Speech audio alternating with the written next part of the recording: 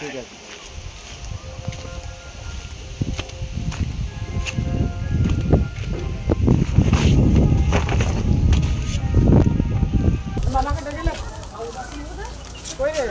আমাদের প্রার্থী জোড়াপুরে দেখা করে গেলাম, তাই তো একটু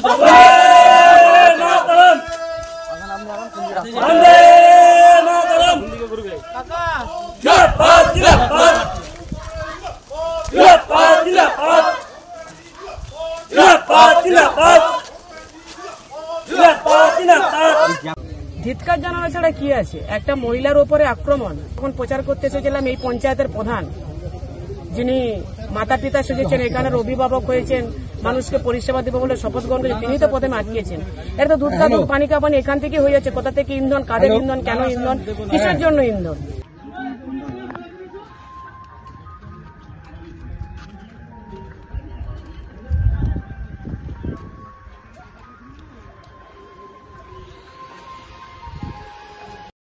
এখন তো যাই কিছু হবে সব বিজেপির দিকে অভিযোগ থাকবে, কারণ তৃণমূল সবেতেই বিজেপির ছায়া দেখতে পায়। উনি ওখানে প্রচারে গিয়েছেন।